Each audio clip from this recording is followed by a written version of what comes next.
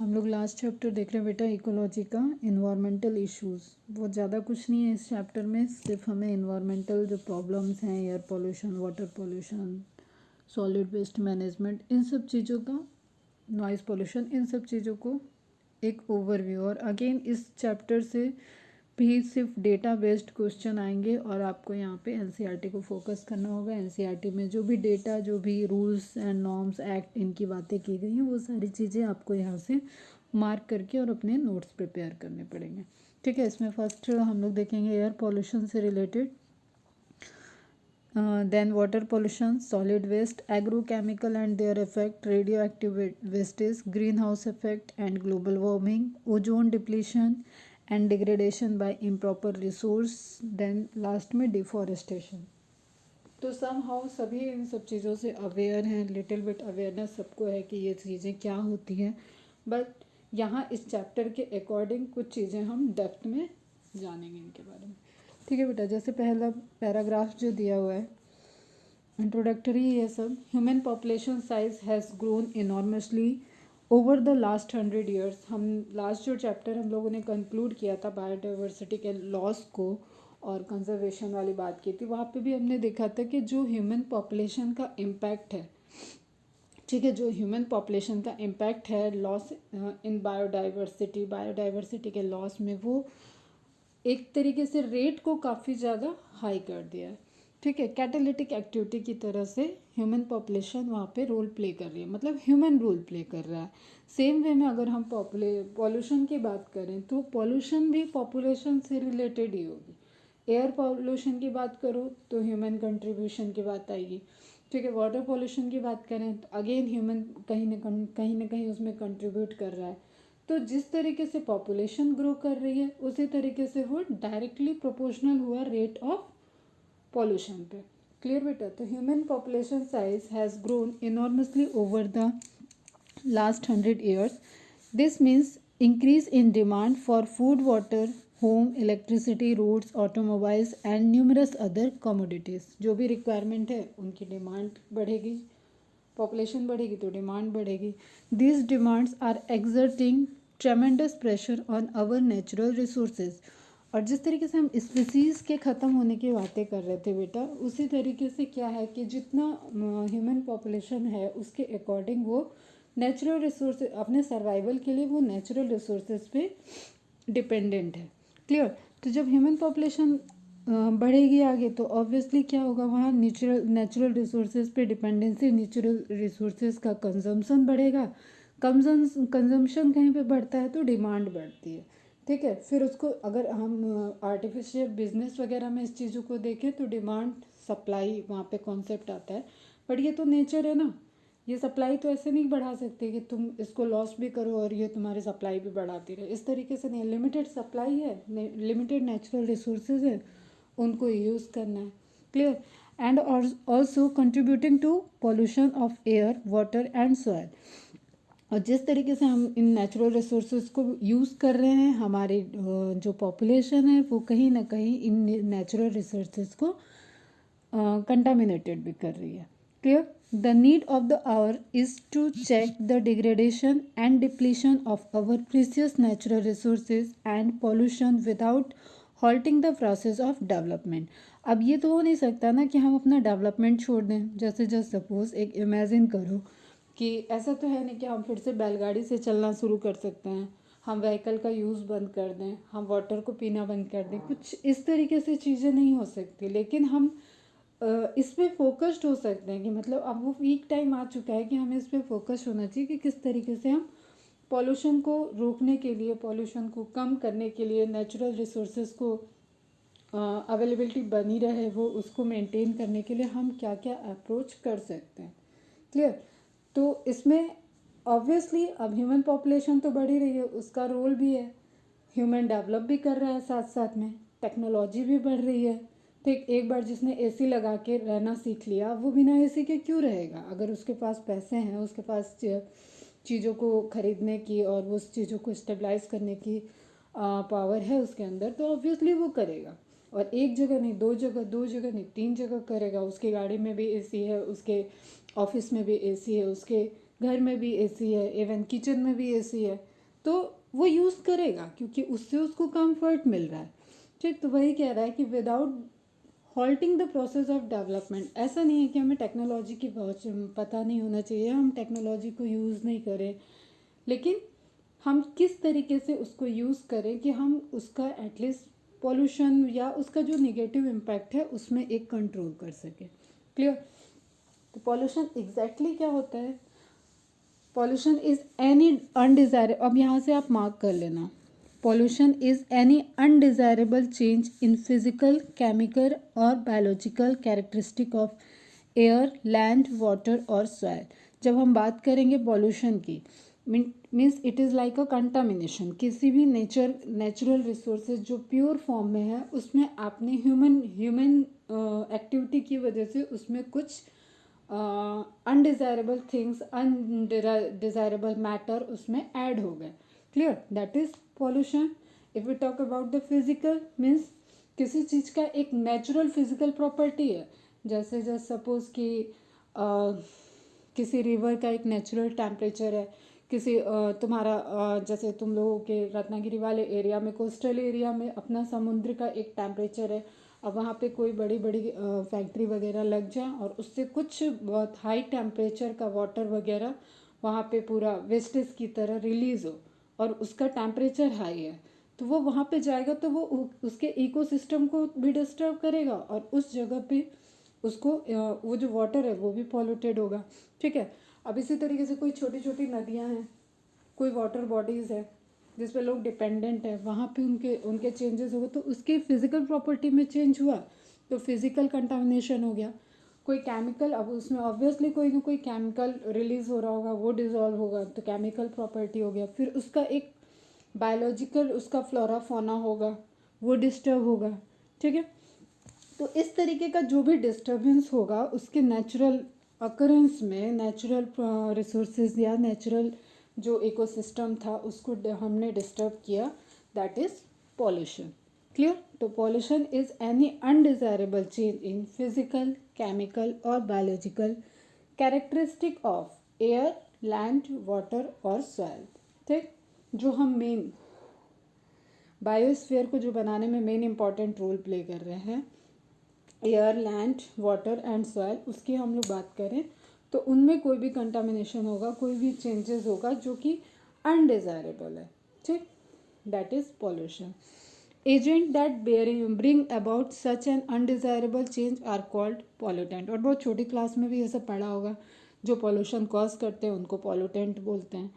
In order to control the environmental pollution, the Government of India has passed the Environmental Protection Act 1986 to protect and improve the quality of our environment। अब ये आपका question बन जाएगा। ठीक है? यहाँ पे आप मार्क कर लो, यहाँ पे आप पोल्यूशन की डेफिनेशन मार्क कर लो। क्लियर? फिर ह्यूमन पॉपुलेशन का इसमें क्या रोल है ये मार्क कर लिया। तो हमें एक पूरा यहाँ से अब लाइन बाय लाइन एमसीक्यू बनेगा, उसी को प्रिपेयर करना है इस चैप्टर से। ठीक है? तो पहला एक एक्ट हमें मिला और गवर्नमेंट ऑफ इंडिया का has pass the environment protection act in 1986। Year important है, एक्ट इंपॉर्टेंट है। और क्या किस चीज़ का एक्ट है ये? To protect and improve the quality of our environment. इसमें क्या क्या आ जाएगा? Air, land, water.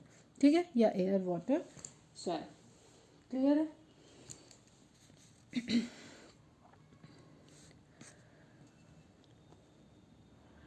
Now first अगर हम लोग देखें एयर पॉल्यूशन को, या इससे पहले चलो देखते कुछ बियॉन्ड द एनसीईआरटी पॉल्यूशन की और डिफिनेशन वगैरह और ह्यूमन का कैसे ग्राफिकल रिप्रेजेंटेशन है वो देख लेते हैं, फिर एनसीईआरटी देखेंगे।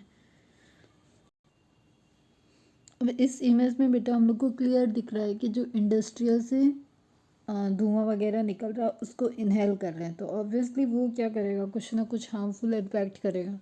ठीक है? फिर एक ये इमेज है, इसमें समुद्र को इस तरीके से एक चादर की तरह दिखाया है, उसको उठा के एक बच्ची देख रही है तो उसके अंदर कितना प्लास्टिक कचरा सब डिपॉजिट होता जा रहा है। ठीक है? तो इस पर एक कोट लिखा हुआ है कि just because you can't see it, it doesn't mean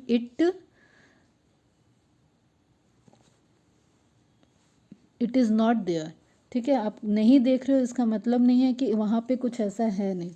ठीक है, और ऑब्वियसली हम लोग तो कितना देख भी रहे हैं कोस्टल एरियाज़ में और किनारों पे कितना ज़्यादा वहाँ पे प्लास्टिक वेस्टेज वगैरह एक्यूमुलेट हो रहे हैं। ठीक है, फिर दिल्ली का पॉल्यूशन तो सबने सुन रखा है, उसका एग्जांपल भी एनसीईआरटी में दिया हुआ है, तो एग्जांपल के साथ ही हम लोग वहाँ पे डिटेल बात करेंगे। बट एक ग्रेजुअल काफ़ी इंक्रीज दे रहा है। देखो यहाँ पे जैसे इंडिया गेट का एग्जांपल दिया, रेड फोर्ट का दिया हुआ है, दिल्ली मेरठ एक्सप्रेसवे का दिया हुआ है, अक्षरधाम मंदिर का दिया हुआ है। तो अलग अलग जगह पे आपको पॉल्यूशन का डेटा दिया हुआ है, उसमें काफ़ी ज़्यादा वर्स्ट कंडीशन है। और अभी जब ठंड वहाँ पे पड़ती है तो वहाँ पे कोहरे और पॉल्यूशन इसका एक मिक्सचर बन जाता है, जिस वजह से सर्वाइवल बहुत ही मुश्किल हो जाता है वहाँ पे ओल्ड एज लोग का खास करके। ठीक है, years you gain in if particulate matter 2.5 concentration is reduced. फिर एक ये डेटा दिखा रहा है दिल्ली, यूपी, हरियाणा, बिहार, चंडीगढ़, पंजाब, वेस्ट बंगाल, इसका पूरा डेटा दिखा रहा है आपको। ठीक, you can add 10 years to your life if pollution in Delhi is brought down to WHO standards। अगर जो पॉल्यूशन है उस पर कंट्रोल कर दिया जाए तो एक तरीके से लाइफ में जो एक एज होगी ना उसमें 10 years का प्लस हो जाएगा वो। फिर एक ये इमेज है, देखो तो कितना अच्छा शो कर रहा है, जो मैंने शायद तुम लोग को लेक्चर में बोला भी था कि जिस तरीके से अभी मास्क लगाना कंपलसरी हो गया है, अगर इसी तरीके से सिचुएशन रही तो हम लोग एक तरीके का ऑक्सीजन सिलेंडर भी लगा के चलेंगे। और फिर टाइम टू टाइम जैसे हम लोग पेट्रोल भराने के लिए पेट्रोल पंप पे रुकते हैं, उसी तरीके से हमें जगह जगह स्टॉपेज दिखेंगे जहाँ पे ऑक्सीजन की रिफिलिंग हो रही होगी। तो ऑब्वियसली हम चलते चलते फिर वहाँ से रिफ़िल करेंगे या अपना सिलेंडर एक्सचेंज करेंगे। तो उसी चीज़ को ये रिप्रेजेंट कर रहा है कि आप अपना पेड़ अपने पीठ पे लेके चलो। ठीक है, that is related to oxygen. Photosynthesis वो करे, वो जो ऑक्सीजन प्रोड्यूस करे आप उसी को यूज़ करो। ठीक, तो इस तरीके का एक सिचुएशन आ सकता है और हम ये टेक्नोलॉजी को खोज भी सकते हैं, सबके लिए अवेल भी करा सकते हैं, ह्यूमन है। लेकिन इज़ इट सॉल्यूशन? ये क्या सॉल्यूशन है? जो चीज़ अवेलेबल है पहले उसको ख़त्म करो, फिर उसका रिप्लेसमेंट ढूंढ लो, तो ये तो कोई सॉल्यूशन नहीं हुआ। ठीक है, फिर एक ये इमेज आपको दिख रही है, जैसे अगर हम बोले कि एक्वेटिक लाइफ में जो टॉप कॉर्निवोर हो गए, जैसे यहाँ पे देखो किलर वेल हो गई टॉप कॉर्निवोर में, तो उसको भी इनगल्फ करने के लिए पूरा ये प्लास्टिक वेल से बनी प्लास्टिक वेस्ट से बना हुआ एक वेल से के भी साइज से बड़ी हुई इमेज दिखा रहा है। ठीक है, मीन्स इनका भी प्रीडेटर ये हो गया। तो अब जब भी पॉल्यूशन वगैरह की बात होती है तो इस तरीके के काफ़ी पोस्टर वगैरह रिलीज़ होते हैं। और जो हमने अभी पॉल्यूशन और पॉपुलेशन का एसोसिएशन की बात की, अगर आप यहाँ एरा के ईयर के अकॉर्डिंग देखो 70, 50, 1800, 80, 50 और 2100 तक आपको दिख रहा है कि जैसे जैसे ग्रोथ होती जा रही है, पॉपुलेशन ग्रो कर रहा है, उसी तरीके से पॉल्यूशन भी इंक्रीज करेगा। ठीक, फिर हम डेथ की बात करें तो एक डेथ में आप पॉल्यूशन में आपको पता है इंडिया चाइना हाई है, उसी तरीके से डेथ रेट में भी आपको यहाँ पे दिख रहा है कि टोटल डेथ जितनी भी होती है उससे उसके उसमें पॉल्यूशन के थ्रू कितनी डेथ हो रही है। अब ये वाटर पॉल्यूशन भी हो सकता है, एयर पॉल्यूशन भी हो सकता है। क्लियर? तो 10 highest pollution related death tolls दिया हुआ है यहाँ पे। इंडिया का 24.5 मतलब पूरे टोटल डेथ में से 24.5% डेथ सिर्फ पॉल्यूशन की वजह से हो रही है। उसी तरीके से चाइना में देखो, जैसे जैसे जहाँ की पॉल्यूशन कम है, पॉपुलेशन कम है, वहाँ पे डेथ ड्यू टू पॉल्यूशन कम है। या यूनाइटेड स्टेट की बात करें तो यहाँ पे भी काफ़ी मिनिमम है। अब अगर वाटर की बात करें तो every year more than 8 lakh people around the world die from the waterborne illness. Waterborne illness में वाटर के थ्रू होने वाला कंटामिनेशन सब टाइफाइड वगैरह यहाँ पे आ सकता है। क्लियर बेटा? अब व्हाट इज़ पॉल्यूशन, एक डेफिनेशन जो वहाँ पे एनसीईआरटी में दिया उसको भी नोट डाउन करना और ये वाला भी नोट डाउन कर लेना। कंटामिनेशन ऑफ सॉइल, एनसीईआरटी वाला तो मार्क कर लेना, इसको नोट डाउन कर लेना। कंटामिनेशन ऑफ सॉइल, वाटर और the atmosphere by the discharge of harmful substance, undesirable change in the air, water and land is called pollution। undesirable change में वही आ गया, फिजिकल, केमिकल, बायोलॉजिकल प्रॉपर्टी उसकी change हो जाए तो वो कंटामिनेट होगा और उसको हम लोग क्या कहेंगे? Pollution. and the substances that cause pollutions are called pollutant. The main cause of pollution is human activities. सब डायरेक्टली इनडायरेक्टली ह्यूमन एक्टिविटी से ही रिलेटेड है ये सारी चीज़ें. क्लियर. अब वापस बैक टू एनसीईआरटी में आते देखते एयर पॉल्यूशन का क्या कह रही है एनसीईआरटी.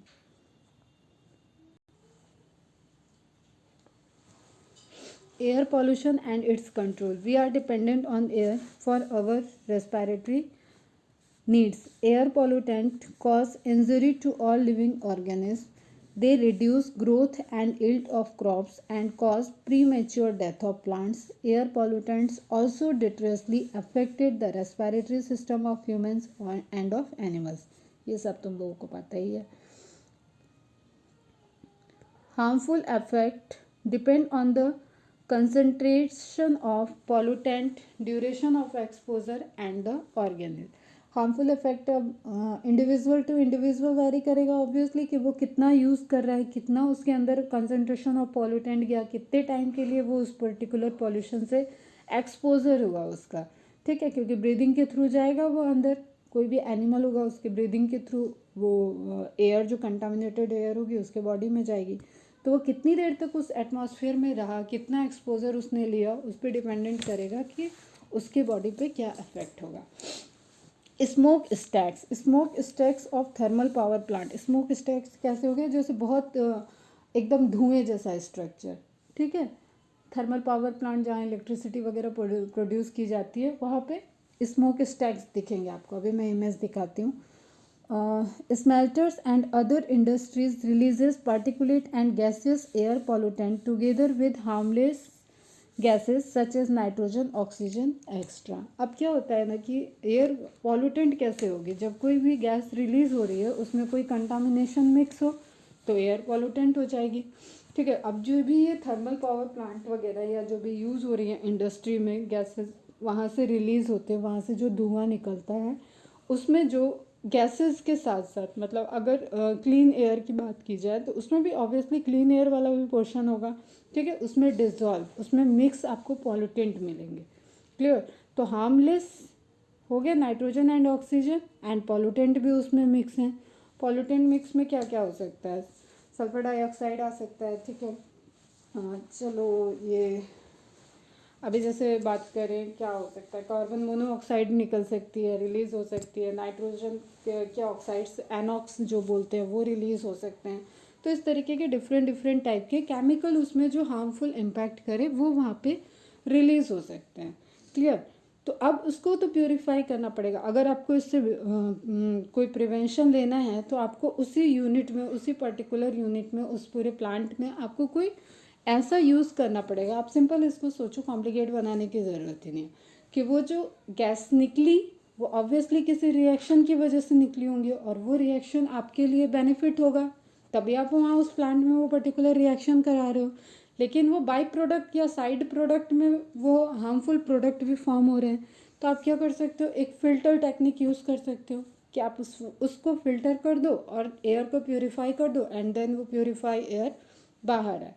ठीक है, तो अब बेसिकली क्या होता है, ये सब चीज़ें बहुत कॉस्ट इंक्रीज़ करा देंगे. ठीक है, उस कंपनी की कॉस्ट बढ़ जाएगी और उससे उसको तो कोई फ़ायदा नहीं है, उससे नेचर को फ़ायदा हो रहा है. तो नेचर का फ़ायदा हर कोई तो सोचेगा नहीं, पहले वो अपनी कंपनी का फ़ायदा सोचेगा. तो फिर जब धीरे धीरे अवेयरनेस आती है तो कुछ नॉर्म्स इसमें आ जाते हैं कि ये चीज़ें इस पर्टिकुलर प्लांट में होनी ही चाहिए. कुछ लोग उसको फॉलो करते हैं, कुछ पैसे दे के दबा लेते हैं अपनी फाइलों को. तो वट एवर द कंडीशन उस केस में हमें तो प्रोसेस से मतलब है. अभी हमें क्या पढ़ना है कि पॉल्यूटेंट हो रहा है और उससे हमें प्रिवेंशन किस तरीके से, हम इन्वायरमेंटल इश्यूज़ की बात करें, यही चैप्टर है. तो इन्वायरमेंट में इश्यूज़ हैं, इनको कैसे पढ़ सकते हैं हम, क्या इसके बारे में सोच सकते हैं और क्या डिफरेंट मेथड्स हैं जिनसे हम इनको रिजॉल्व कर सकते हैं. ठीक है बेटा. तो smoke stacks of thermal power plant, smelters and other industry releases a particulate and gaseous air pollutant together with harmless gases such as nitrogen, oxygen, extra. This pollutant must be separated. यही हो गया separate, segregate कर दिया, अलग कर दिया उनको. तो क्या हो गया, वो फिल्ट्रेशन हो गया. filtered out before releasing the harmless gas into the atmosphere. अब ऑक्सीजन नाइट्रोजन तो एटमॉस्फेयर में आएगी तो हमें कोई उससे तो कोई हार्म है नहीं, तो उनको हम रिलीज़ करें. तो सिंपल सा एक अलग अलग दो तरीके के यहाँ पे इक्विपमेंट यूज़ करते हुए दिखाए गए हैं। एक में जिसमें पार्टिकल्स प्रेजेंट हो, ठीक है, जिसमें पॉल्यूटेंट पार्टिकल्स के फॉर्म में प्रेजेंट हो, और एक इंस्ट्रूमेंट ऐसा है जिसमें पॉल्यूटेंट तुम्हारा गैसेस फॉर्म में प्रेजेंट हो, ठीक है। तो जिसमें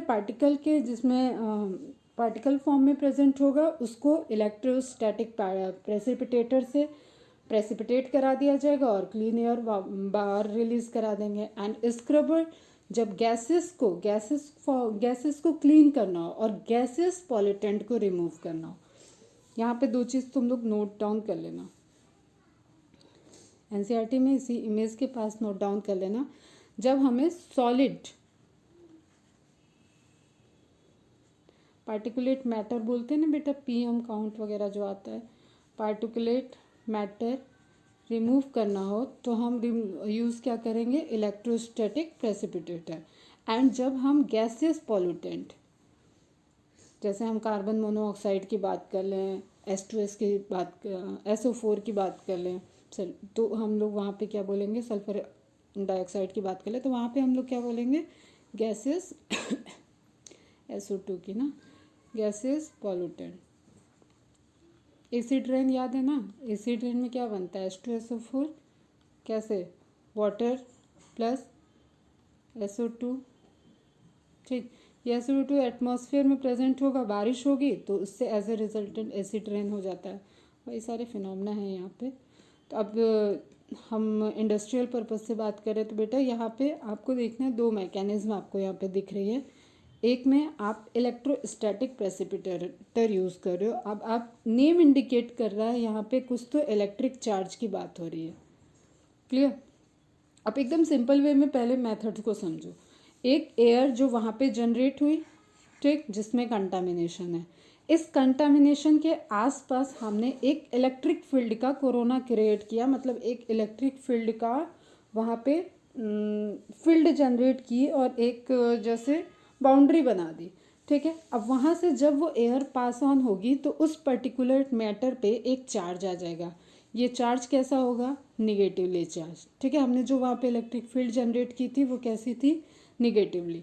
फिर उसी में आगे प्लेट लगी हुई है, प्लेट कैसी है, पॉजिटिव चार्ज, ठीक। अब ये जो पार्टिकुलेट मैटर है, जस्ट सपोज ये जो डॉट डॉट से आपको डिनोट कर रहा है, ये पार्टिकुलेट मैटर इससे जब इस कोरोना से इस फील्ड से क्रॉस करेगा तो वो वहाँ पे क्या हो जाएगा, इलेक्ट्रिक चार्ज हो जाएगा, ठीक है। इसके सराउंडिंग में अब कोरोना क्या होता है, बेसिकली एक फील्ड, एक सर्किल जैसा स्ट्रक्चर होता है, ठीक। तो उससे वो इसके चारों तरफ आ गया। अब ये जब पॉजिटिव प्लेट से पास ऑन करेगी तो वो वहाँ पे स्टिक हो जाएगा, ठीक। एंड जो एयर रह गई वो क्लीन हो गई, क्योंकि सारे पार्टिकुलर मैटर तो चार्ज हो गए और वो सेपरेट हो गए, और क्लीन एयर वापस एटमॉस्फेयर में आ गई, क्लियर है।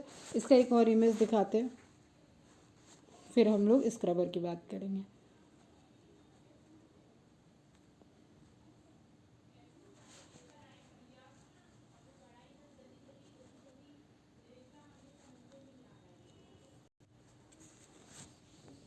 देखो बेटा ध्यान से, इनकमिंग गैस विथ पार्टिकुलेट्स, इसमें पार्टिकुलेट प्रेजेंट है, सॉलिड पार्टिकुलेट्स। ये एक इलेक्ट्रिक फील्ड यहाँ पे जनरेट की हुई है, इलेक्ट्रोड लगे उससे इलेक्ट्रिक फील्ड जनरेट हुई, वो निगेटिव चार्ज हैं, ठीक है। निगेटिव इलेक्ट्रिक फील्ड में ये एंटर किया तो जो भी इलेक्ट्रॉन उससे रिलीज हो रहे हैं वो इस पे स्टिक हो गए। तो इसके सराउंडिंग में आपको एक पूरा ये इलेक्ट्रिक चार्ज दिख रहा है। अब ये जब इस प्लेट से, ये जो रेड वाली प्लेट है, इससे क्रॉस किया तो यहाँ पे इसको क्या हुआ, स्टिक हो जाएगा, ये सब इस प्लेट पे स्टिक हो जाएंगे एंड बाद में वो रिलीज हो जाएंगे, तो वो वहाँ पे सेटल डाउन हो गए। और ये जो एयर यहाँ से पास ऑन की, ये एयर कैसी होगी, क्लीन एयर, ठीक है। इधर से डर्टी एयर को एंट्री किया गया, चार्ज किया गया, उसके सराउंडिंग में चार्ज डिपॉजिट हो गए, ठीक है। वो डर्टी एयर में जो सॉलिड पार्टिकुलेट थे वो चार्ज हो गए। फिर ये फील्ड, ये जो प्लेट है वो पॉजिटिव प्लेट है, उससे वो स्टिक हो जाएंगे, एयर यहाँ से फ्लो कर जाएगी और वो क्लीन एयर यहाँ रिलीज हो जाएगी, ठीक है। इस पूरे प्रोसेस में हमें एयर की वेलोसिटी भी इम्पॉर्टेंट है। बहुत तेज़ी से हम एयर को अगर यहाँ से पास करेंगे तो सारे के सारे पॉल्यूटेंट चार्ज होने के पहले भी हो सकता है पास कर जाए, ठीक है, या स्टिक होने के पहले हो सकता है पास हो जाए, क्लियर बेटा। तो यहाँ पे एयर वेलोसिटी और ये electric field important role play करेगा। देखते हैं एक बार क्या क्या लिखा हुआ है। Incoming gas solid particulate, thin metal rods, corona discharge, then metal plates दिख रही हैं जो पॉजिटिव चार्ज होंगी, negatively charge particulates attach to the positively charge metal plates, and then outgoing gas particulate free. Clear. एक और image देखो, यहाँ से पास ऑन हो रहा है, ये पार्टिकुलेट चार्ज हो गया, उसको ब्लू से रिप्रेजेंट कर रहा है, फिर रेड कलर की पॉजिटिव प्लेट दिख रही है, उससे वो स्टिक हो जाएगा और जो रिलीज होगी वो गैस पार्टिकुलेट फ्री हो जाएगी। क्लियर बेटा। ठीक। अब नेक्स्ट हम लोग स्क्रबर देखते हैं। जैसे इमेज देख लेते हैं पहले, फिर एनसीईआरटी के पॉइंट देंगे। स्क्रबर में क्या रिलीज कराना है हमें? पॉल्यूटेंट जो गैसेस फॉर्म में प्रेजेंट है। ठीक है, एयर पॉल्यूटेंट है, एयर में प्रेजेंट है, कोई मैटर नहीं है ये भी मतलब मैटर तो है ऑब्वियसली, लेकिन कोई सॉलिड पार्टिकल नहीं है, ये क्या है? गैसेस फॉर्म में। इनको रिलीज कराना है। ठीक है, जैसे जस्ट सपोज कि सल्फर डाइऑक्साइड यहाँ पे प्रेजेंट है, तो विदाउट सल्फर डाइऑक्साइड हमें गैसेस को बाहर निकालना है। इस पूरी यूनिट में जो गैसेस प्रोड्यूस हुई है जिसको अब रिलीज करना है, उसमें एक टॉक्सिक गैस प्रेजेंट है, या कोई नाइट्रस ऑक्साइड की गैस प्रेजेंट है, या सल्फर ऑक्साइड प्रेजेंट है, उसको यहाँ से रिलीज करने के पहले रिमूव कर लेना है। ठीक है, तो अब इसमें क्या प्रोसेस होगा? इसमें यूज़ होता है तुम्हारा लाइम वाटर। ठीक है, लाइम वाटर की प्लेट्स होती है, वो लाइम वाटर की प्लेट्स पे गैसेस रिएक्ट करके वो सेटल डाउन हो जाते हैं। ठीक है, और वो जो एयर निकलेगी वो डिज़ोल्व हो जाएगा वो वाटर में, एंड वो जो एयर निकलेगी वो प्योरीफाई हो जाएगा। क्लियर बेटा। तो ये कुछ ऐसे यूनिट हैं जो यूज़ तो होनी चाहिए, but they are very costly. ये कॉस्टली है, सॉल्यूशन है लेकिन कॉस्टली है, तो यूज़ नहीं कर रहे हैं।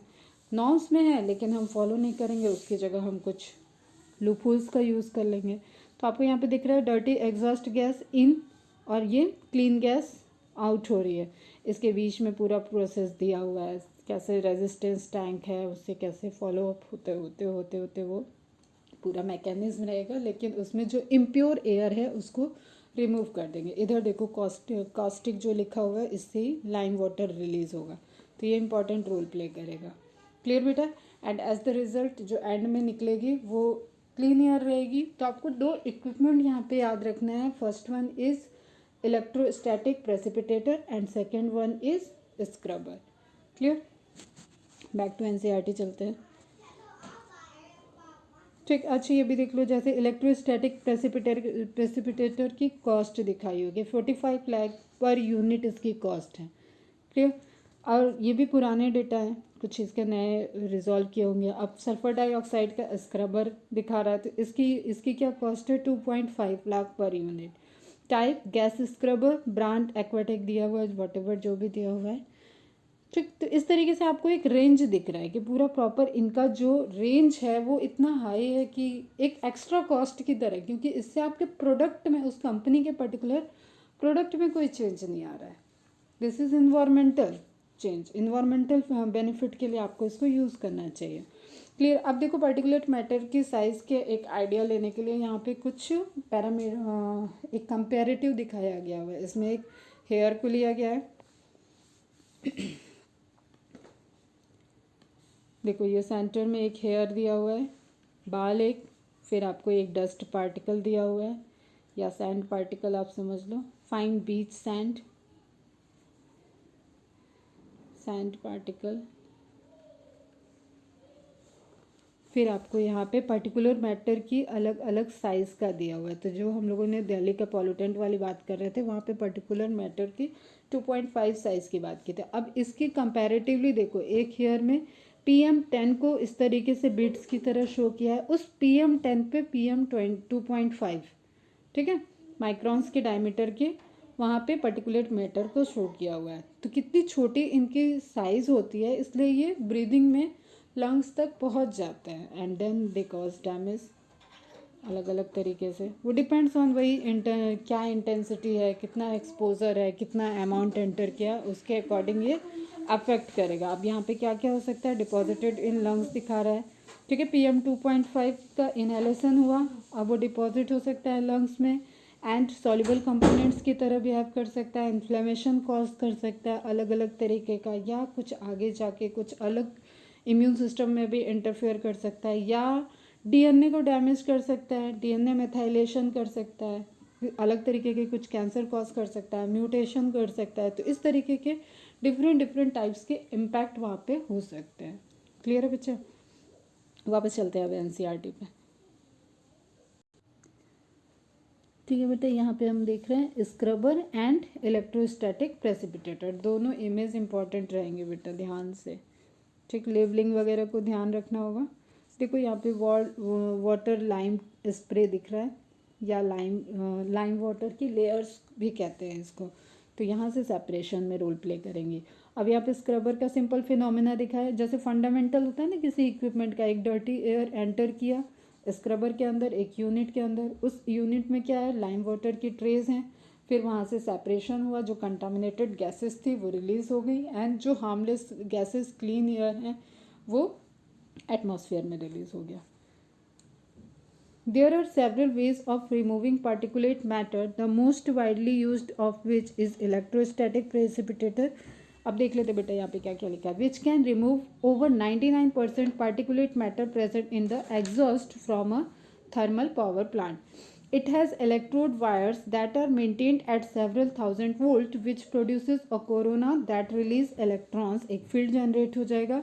These electrons attach to dust particle, giving them a net negative charge. The collecting plates are grounded and attract the charged dust particle. The velocity of air between the plates must be low enough to allow the dust to fall.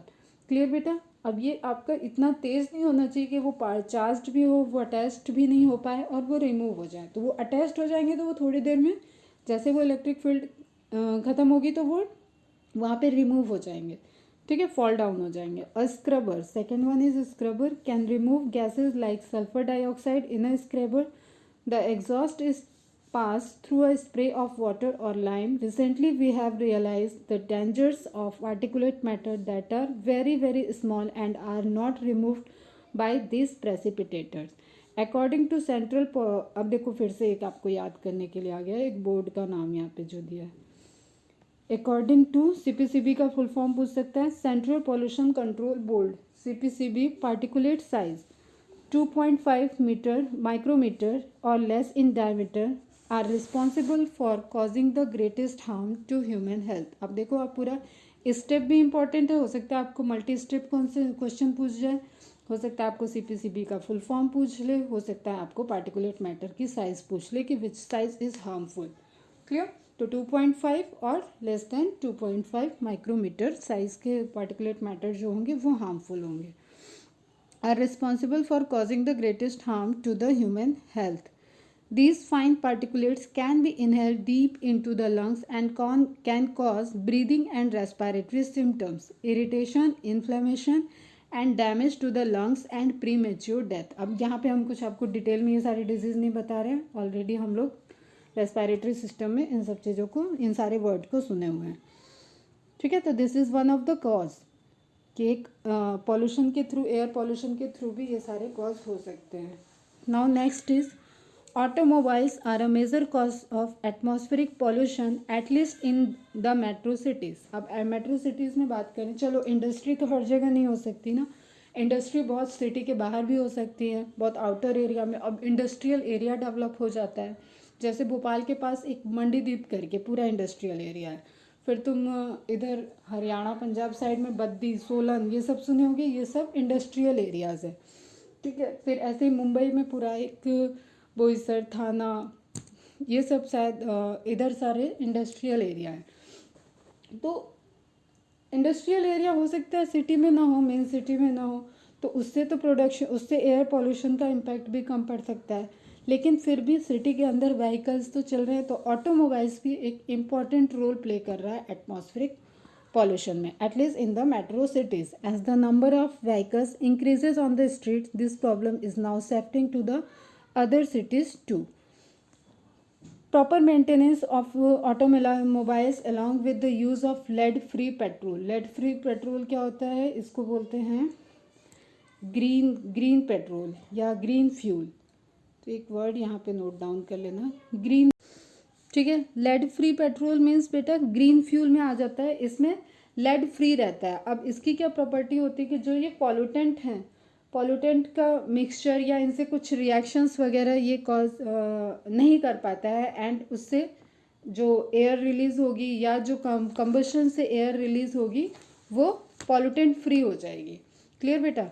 तो इस तरीके से इस तरीके का petrol use करना, या CNG सुना होगा, सीएनजी कंप्रेस नेचुरल गैसेस जो होती हैं उनको यूज़ करना, ये सारे नॉर्म्स जो आए वो भी एयर पॉल्यूशन में कंट्रोल करने के लिए आए। Proper maintenance of automobiles along with use of lead-free petrol or diesel can reduce the pollutant they emit. Catalytic converters having expensive metals namely platinum, palladium and rhodium. अब again बेटा आपको यहाँ पे कुछ इम्पॉर्टेंट प्लेट्स जो instrument बनाया गया catalytic converter. ठीक है, अब ये क्या है, इस तरीके से समझो इसको कि ये जो पॉल्यूटेंट हैं, ठीक है, पॉल्यूटेंट हैं उनको कन्वर्ट कर दे रहा है। जैसे अगर हम कार्बन मोनोऑक्साइड की बात करें तो कार्बन मोनोऑक्साइड एक पॉल्यूटेंट है, ठीक, लेकिन उसको CO2 में कन्वर्ट कर दिया जाए तो वो एटमॉस्फेरिक गैस हो जाएगी, वो पॉल्यूटेंट नहीं रहेगी। ठीक है, एक लिमिट तक।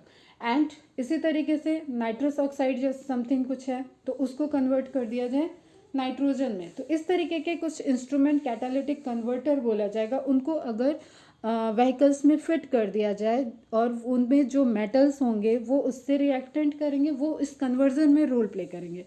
तो आपको डायरेक्ट ये नेम पूछ सकते हैं, प्लैटिनम, पैलेडियम एंड रोडियम। ठीक, ये कैटलिस्ट की तरह यूज करेंगे। Are fitted into the automobiles for reducing emission of poisonous gases as the exhaust passes through the catalytic converter. Exhaust means हमेशा ध्यान में रखना जो पॉल्यूटेंट डर्टी एयर की बात हो रही है वही एग्जॉस्ट है जो बार बार आ रहा है ये।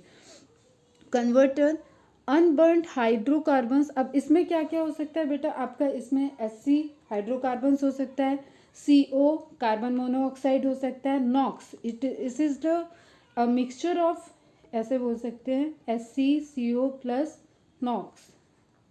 ठीक है, ऑक्साइड्स, ऑक्साइड ऑफ नाइट्रेट्स, ठीक है, या नाइट्रोजन के जितने भी ऑक्साइड्स होते हैं, कार्बन मोनोऑक्साइड या हाइड्रोकार्बन्स, उन सब का मिक्सचर प्रेजेंट होगा। Hydrocarbons are converted into carbon dioxide and water, and carbon monoxide and nitric oxide are change to carbon dioxide and nitrogen gases. देखो ये पूरा आपको कन्वर्जन दिया हुआ है कि किस चीज़ का किस में कन्वर्जन कर देंगे तो वो हार्मलेस में कन्वर्ट हो जाएगा।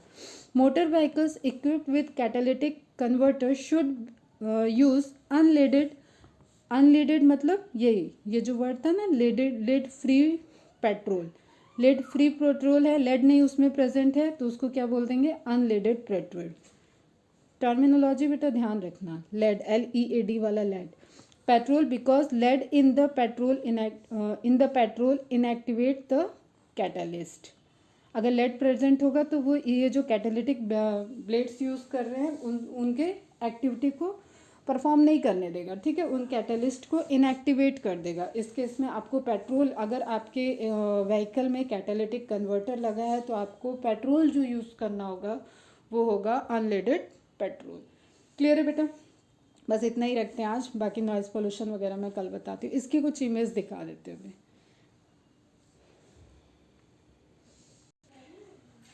ठीक है बेटा, ये रहेगा आपका कैटालिटिक कन्वर्टर, इसके अंदर ही आपके सब प्लेट लगे रहेंगे। अब यहाँ पे आप मैकेनिज्म देखो, इस तरफ आपको कंटामिनेटेड फॉर्म्स दिख रहे हैं एंड इस तरफ वो एटमॉस्फेरिक हार्मलेस प्रॉपर्टी में कन्वर्ट होके फिर वो रिलीज हो रहे हैं एयर में।